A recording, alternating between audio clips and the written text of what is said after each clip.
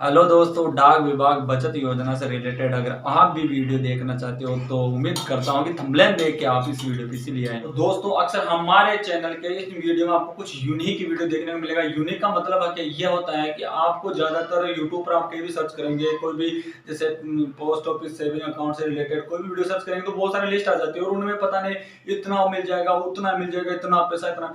मैं ऐसा कुछ नहीं कहता, मैं वही कहूंगा आपको जो सत्य है। जितना मिलेगा जितना ही बताऊंगा और क्या क्या होता है। मैं ये नहीं कहता कि आप इतना इन्वेस्ट करो और करोड़पति बन जाओ, अरबपति बन जाओ, लखपति बन जाओ, ऐसा कुछ नहीं दोस्तों।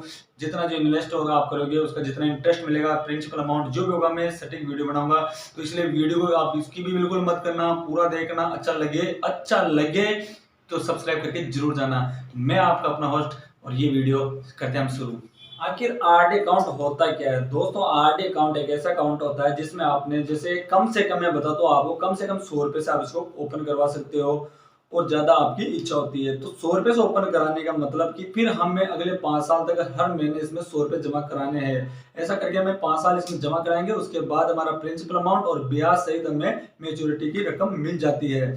अब ये खाता कैसे खुलवा सकते हैं? देखो, ये खाता एकदम स्वयं भी खुला सकते हैं या अपने नजदीक किसी एजेंट से भी खुला सकते हैं। अब आप ये सोच रहे होंगे कि अगर एजेंट से खाता खुलाते हैं तो इसमें क्या बेनिफिट, क्या लॉस होता है? तो मैं बताता हूँ, ऐसा कुछ भी नहीं होता है। ना तो आपको कुछ बेनिफिट होगा, ना ही आपको कुछ लॉस होगा, क्योंकि अगर आप खाता स्वयं खुलाते हो तो सेम राशि में, सेम अमाउंट में आप खाता खुलवा लेंगे। अगर आप किसी एजेंट से खाता खुलवाते हो तो उसमें सिर्फ एजेंट को कमीशन मिलता है और वो कमीशन आपसे नहीं बल्कि भारत सरकार द्वारा उन्हें दे दिया जाता है। तो ना तो इसमें आप चाहे स्वयं खुलाओ या आप एजेंट से खुलाओ, आपको कोई फर्क नहीं पड़ने वाला है। स्वयं में आपको पोस्ट ऑफिस जगह या फिर ऑनलाइन जमा कराना होगा और एजेंट के थ्रू अगर आप खुलाते हो तो एजेंट आपसे रकम लेके आपकी डायरियों में अमाउंट को जमा करता रहेगा। तो अगर आरडी अकाउंट के बारे में बात की जाए तो इसकी सभी चीजों को हम स्टेप बाय स्टेप समझेंगे। आप वीडियो को बिल्कुल भी स्किप मत करना, वरना अगर स्किप करने पर अगर बीच में कोई चीज छूट जाती है तो फिर आप ये मत कहना कि मैंने सही चीज नहीं बताया। इस वीडियो में मैं अपनी सीधी सी लैंग्वेज में आप उससे डायरेक्टली वो चीज बताऊंगा आरडी अकाउंट के बारे में, जिसे सुनने के बाद मुझे उम्मीद करता हूं कि आप चैनल को सब्सक्राइब करके जरूर जाएंगे। क्योंकि तो सबसे पहली बात होती है, पहला पॉइंट होता है सेफ्टी। सेफ्टी के बारे में बात की जाए तो आपको पता है कि ये केंद्र सरकार का एक महकमे के अंदर आपका पेमेंट जाता है, तो भारत सरकार के अधीन आपका पेमेंट बिल्कुल सेफ्टी और 100% सुरक्षित रहता है। इसमें कोई दिक्कत की हमें टेंशन लेने की जरूरत नहीं होती। दूसरी चीज होती है ब्याज। अगर ब्याज की बात की जाए तो आरडी में आपको 5.8% का एक बहुत ही बढ़िया इंटरेस्ट रेट मिल जाता है, जो कि हमारे लिए एक बहुत ही उपयोगी ब्याज की दर होती है, जो बैंक के मुकाबले अच्छी होती है।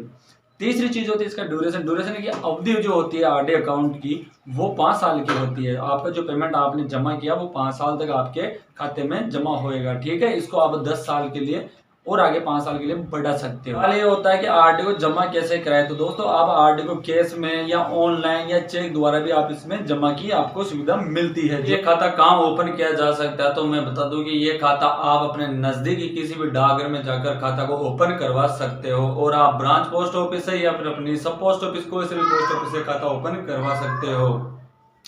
और एक होता है दोस्तों, इसमें ऑटो डेबिट की भी आपको सुविधा मिलती है। ऑटो डेबिट का मतलब होता है कि आपके पीओएसबी अकाउंट से इसको सीधे डेबिट किया जा सकता है, जिसके लिए एसआई एंट्री का एक फॉर्मूला होता है।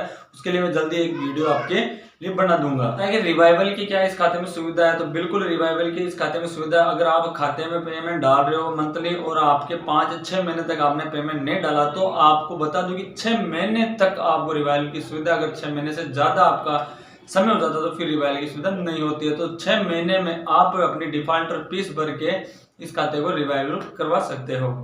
और आरडी अकाउंट में ट्रांसफर की सुविधा भी है जी, बिल्कुल आप इसको ट्रांसफर भी करा सकते हो। आपको 100 रुपया प्लस जीएसटी का आपको चार्ज देना पड़ेगा और आप इस खाते को एक जगह से दूसरी जगह आराम से ट्रांसफर करवा सकते हो। लोन की बात की जाए तो आपको इस खाते पर लोन की भी सुविधा मिलती है। एक साल के अंदर आपने जो जमा किया वो जमा परसेंट का 50% लोन ले सकते हो। आपका जो आरडी का ब्याज उससे 2% ऊपर आपको ब्याज देना पड़ेगा। आपके आरडी खाते की मेच्योरिटी की बात की जाए तो आपका यह खाता 5 साल तक चलेगा। 5 साल के बाद आपकी इसकी मेच्योरिटी हो जाएगी और आपका जो प्रिंसिपल अमाउंट होता है जितना आपका और ब्याज दोनों मिलाकर आपको 5 साल के बाद दे दिया जाता है। अगर इस खाते के एक्सटेंशन की बात की जाए तो इसमें भी एक्सटेंशन का नियम होता है। एक्सटेंशन में 5 साल के बाद आप अपने खाते को और आगे बढ़ा सकते हो, लेकिन एक चीज का ध्यान रखना, इसमें ब्याज वही रहेगा जो आपने जिस समय खाता ओपन करवाया था। अगर बाद में ब्याज ऊपर नीचे होता है तो आपको वो ब्याज नहीं मिलेगा, आपको वही ब्याज मिलेगा जो खाता खोलते समय आपका ब्याज कितना परसेंट था। और प्रीमेच्योर की बात की जाए तो ये खाता प्रीमेच्योर में होता है, इसके लिए आपको 3 साल इसमें किस्तें भरनी पड़ेगी। 3 साल के बाद आप इस खाते को प्रीमेच्योर करवा सकते हो, लेकिन प्रीमेच्योर पर आपको सिर्फ एसबी अकाउंट का ही ब्याज मिलेगा जो कि 4% के लगभग होता है। दोस्तों अब जान लेते हैं आरडी से महत्वपूर्ण कुछ बातें जो शायद कई लोगों को पता नहीं। तो आरडी का जब आपने अकाउंट खुलाया और उसको जमा कैसे करना, उसके लिए एक चीज का आपको ध्यान रखना होगा। अगर आपने खाता 1 तारीख से लेकर 15 तारीख के बीच में ओपन करवाया है तो आपको हर महीने 15 तारीख से पहले ही पेमेंट जमा कराना पड़ेगा। अगर आप 15 तारीख के बाद में पेमेंट कराते हो तो आपको पर 100 रुपए पर 1 रुपए की पेनल्टी के हिसाब से पेनल्टी देना पड़ेगा। और अगर आपने खाता 16 तारीख से लेके अगले महीने के लास्ट तारीख 31 तक जमा कराते हो या खाता ओपन करवाते हो तो आपको कोई पेनल्टी की जरूरत नहीं पड़ेगी। आप पूरे महीने में कभी भी पैसा जमा करवा सकते हो। तो इसलिए मेरा तो ये कहना है कि आप लगभग जब भी अकाउंट खुलाओ तो आप 16 तारीख के बाद में अपना अकाउंट खुलाना, ताकि आपको पेनल्टी से बहुत ज्यादा राहत मिल जाएगी। छूट की बात की जाए तो इस खाते में वो नियम नहीं है, इसमें आपको टैक्स देना पड़ेगा क्योंकि ये टैक्स फ्री अकाउंट नहीं होता है। और अलग चीज होती है दोस्तों, इसमें एडवांस डिपॉजिट करने पर हमें छूट मिल जाती है। एडवांस डिपॉजिट का मतलब होता है कि अगर आपने 5-6 महीने के एडवांस एक साथ जमा कर दी तो उस पर आपको स्पेशल छूट मिलती है। जैसे कि 100 रुपए पर आपको 10 रुपए की छूट मिलती है।